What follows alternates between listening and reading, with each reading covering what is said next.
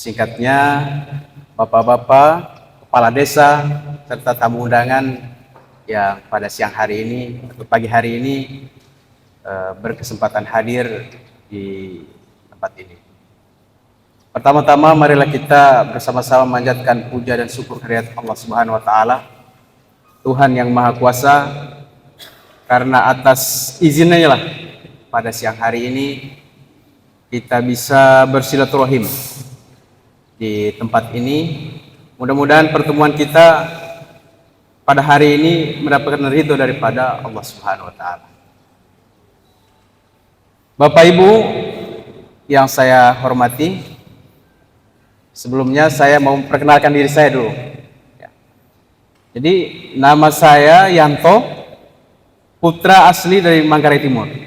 Saya asli orang Biting, kebetulan Pak Kades Biting juga ada di sini. Saya lahir di Biting, ya, mulai dari SD hingga SMP. Kemudian saya melanjutkan pendidikan SMA di Jawa, kemudian sampai berkuliah di Jawa dan sempat bekerja di Jawa, dan akhirnya diamankan oleh pihak Densus 88 di Jawa juga. Bapak Ibu yang saya hormati,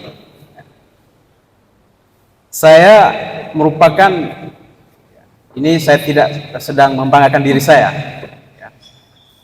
tapi ini sebagai pelajaran buat saya, buat Ndema Sekaidaku yang ada di Manggarai Timur. Saya orang Manggarai Timur ataupun Manggarai pertama kali yang terlibat dalam kasus terorisme. Dan saya berkeyakinan dan saya selalu berdoa bahwasannya saya adalah orang yang pertama kali dan yang terakhir kali menjadi pelaku teror yang berasal dari Manggarai Timur.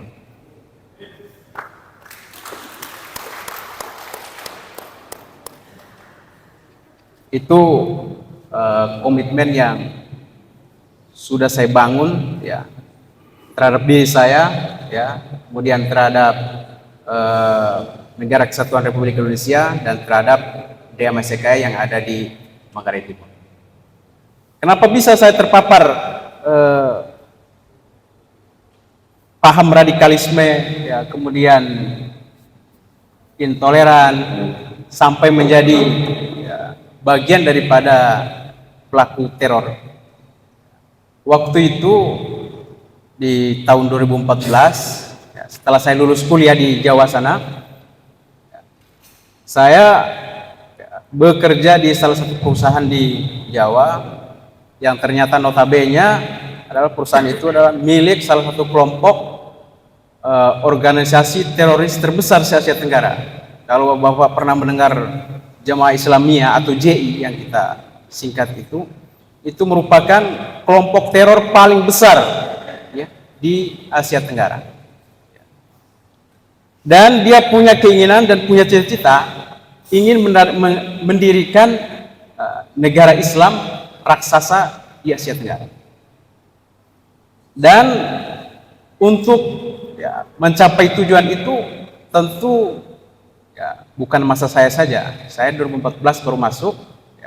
Semenjak berdiri awalnya JI di tahun 1992, dia sudah punya keinginan itu. Misi dia begitu, ya, untuk mendirikan negara Islam raksasa di Asia Tenggara. Dan untuk mempersiapkan itu tentu ya, dia merekrut orang sebanyak-banyaknya, ya. Kemudian dia mempersiapkan dari sisi finansialnya, termasuk saya menjadi orang yang direkrut oleh Jemaah Islamiyah di tahun 2014.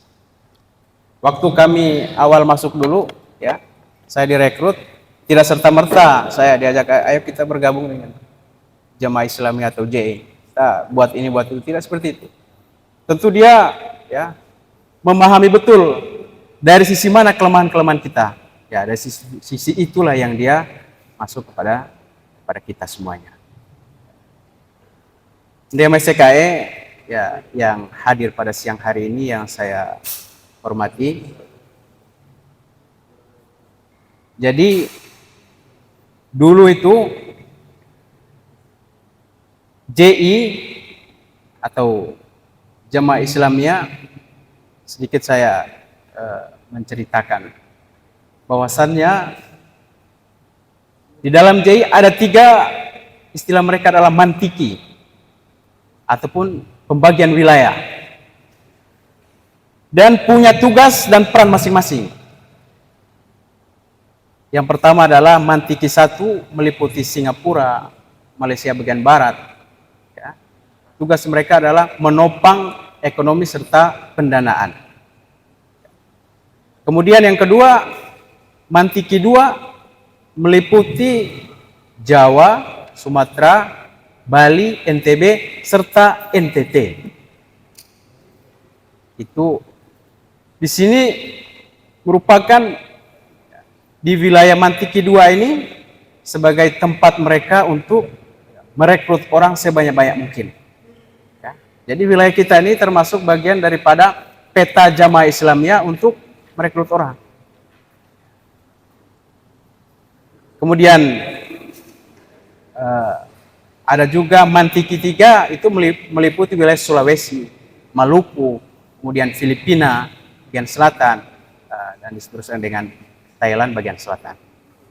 Jadi DMSK yang saya hormati, ternyata NTT ini termasuk daripada bagian wilayah ya, dalam peta perekrutan untuk menjadi anggota daripada kelompok-kelompok radikal yang ada di Indonesia.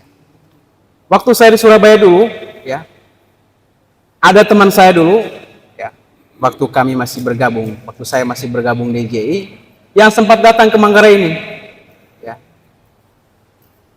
Melalui apa? Melalui wadah apa dia datang ke Manggarai ini? Ya. Jadi kelompok-kelompok radikal itu dia bukan hanya ya, datang atau masuk ke satu wilayah melalui ya, organisasi-organisasi Islam, tidak juga. Dia bisa masuk lewat lembaga-lembaga sosial. Ya, selama ini banyak berseliweran, ya, lembaga-lembaga sosial yang begitu banyak macam namanya untuk datang ke Manggarai ini. Dan saya tahu itu. Dan saya sudah sampaikan bahwasannya ya untuk langkah-langkah pencegahan, mari kita sama-sama untuk mencegah. Kemudian melalui pendidikan, ya, bagaimana anak-anak di Manggarai ini mereka mereka sekolahkan di Jawa sana, kemudian mereka arahkan ke pesantren-pesantren, ke sekolah-sekolah yang notabene ada kaitannya dan ada hubungannya dengan kelompok-kelompok radikal yang ada di Jawa sana. Melalui pendidikan.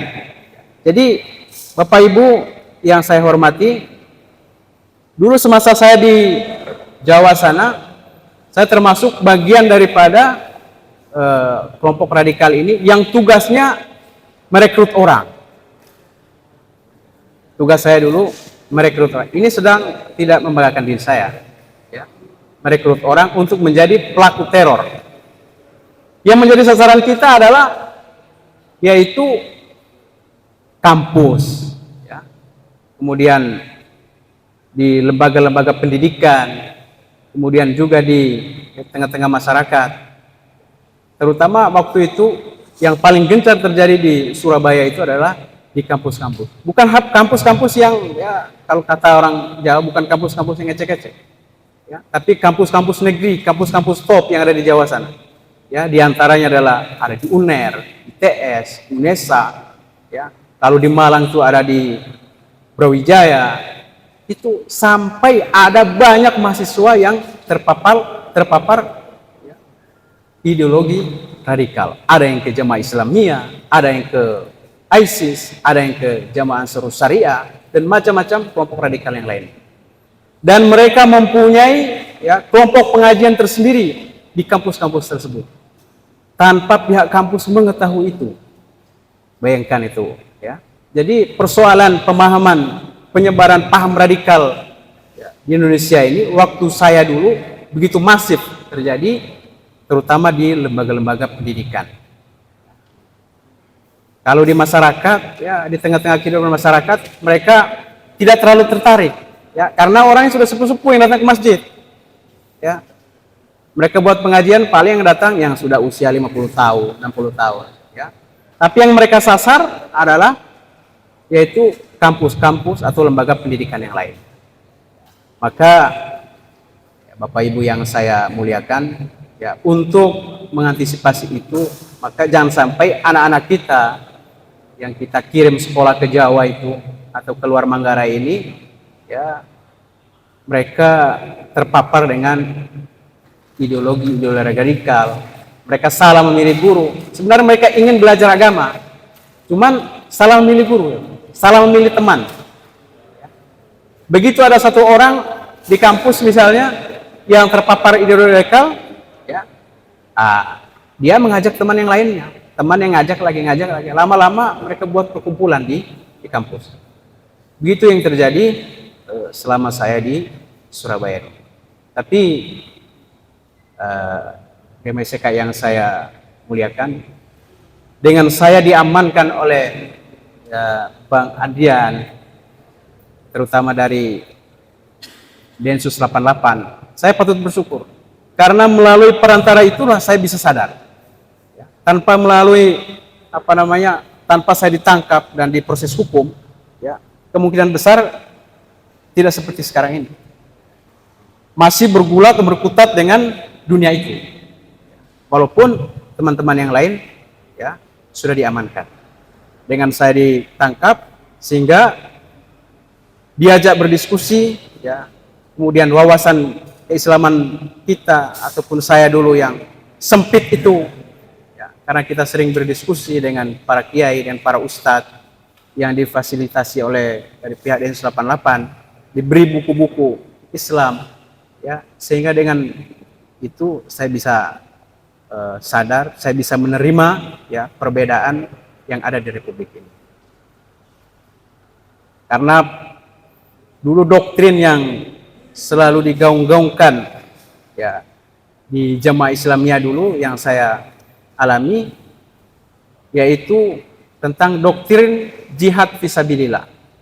Jihad bagi kami dulu bukan, ya, bukan kita mengajar ngaji, ya, kemudian kita membangun jalan raya, kita, ya, meningkatkan kesejahteraan daripada masyarakat, bukan itu.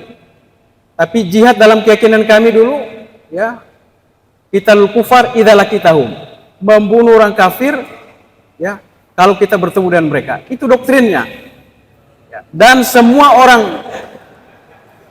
ya, betul, dan semua kelompok radikal, ya, seperti itulah pemahamannya.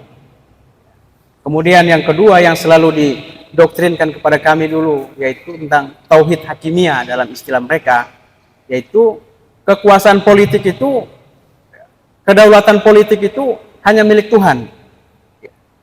Tidak bisa manusia ikut cawe-cawe urusan politik. Tuhan yang menentukan.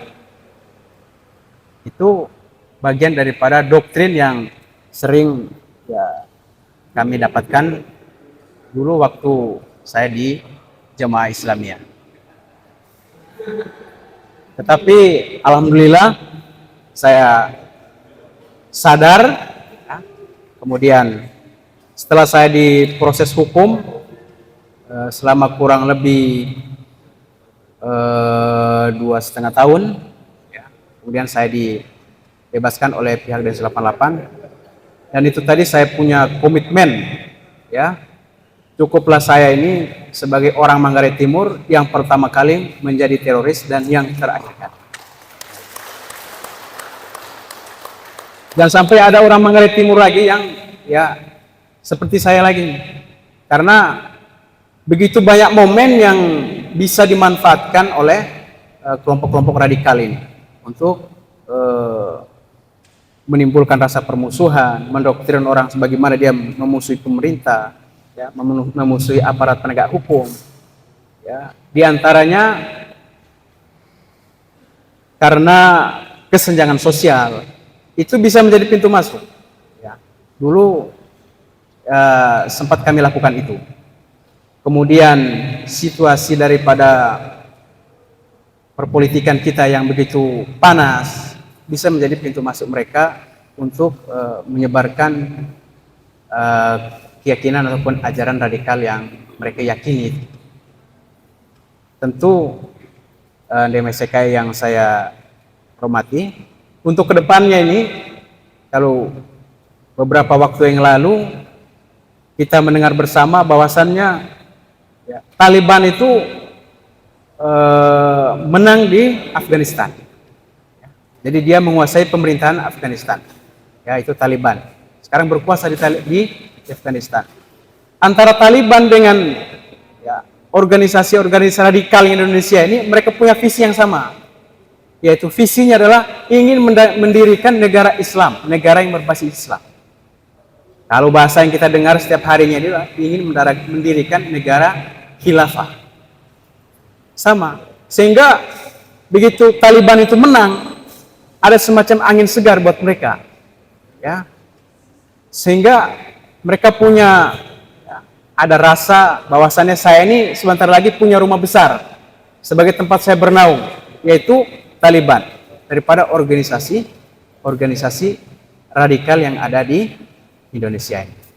Bukan hanya JI saja yang ya, menjadi organisasi radikal yang ada di Indonesia, tapi ada JAD, ada Jamaah Ansarus Syariah, JAS, ya, yang sampai sekarang ini belum dibubarkan oleh pemerintah. Kemudian ada HTI, FPI, dan lain-lain. Kemudian ada Salafi Wahabi, ya. Jadi Salafi Wahabi itu punya potensi yang sangat besar untuk menjadi teroris. Tinggal dipoles sedikit saja, ya. Karena perbedaannya hanya sedikit saja. Kalau dia sebutannya adalah Salafi Wahabi, kalau kami dulu sebutannya Salafi Jihadis, sama-sama Salafinya. Cuman dia sibuknya ngurus ini haram, rokok haram, ya. Kemudian celana lewat mata kaki ini haram, masuk neraka. Kemudian nyanyi haram, musik haram, dan lain-lain. Itu saja dia sibuk urus. Ya. Kalau kami dulu pemerintah ini haram, itu haram. Ya. Taat sama pemerintah itu dosa besar, masuk neraka. Jadi beda-beda tipis saja. Dan setelah setahun ini saya berada di Manggarai ini, setelah saya keliling-keliling ya, di sekitaran wilayah Manggarai Timur ini, ternyata saya melihat begitu banyak ya di kantong-kantong umat Islam itu ya, terpapar ya, atau menjadi daripada pengikut kelompok Salafi Wahabi. Dan ini menjadi tanggung jawab saya dan tanggung jawab kita semua untuk bagaimana mengembalikan ya paham-paham yang intoleran, radikal yang ada di tengah kehidupan masyarakat kita ini, bisa mereka menjadi orang Islam ya, atau orang Islam yang wasatiyah, orang Islam yang bisa bersikap di tengah-tengah, tidak terlalu ekstrim, tidak juga terlalu mundur ke belakang. Jadi dia profesional dan proporsional dalam menjalankan agamanya. Sekali lagi DMSK yang saya hormati, tentu saya sangat bersyukur pada siang hari ini bisa bersilaturahim dengan DMSK semuanya. Mudah-mudahan kedepannya kita senantiasa bisa bersilaturahim lagi di kesempatan atau di lain waktu. Sekian yang dapat saya sampaikan. Kurang dan lebihnya saya mohon maaf. Sekali lagi saya mohon maaf yang sebesar-besarnya. Assalamualaikum warahmatullahi wabarakatuh.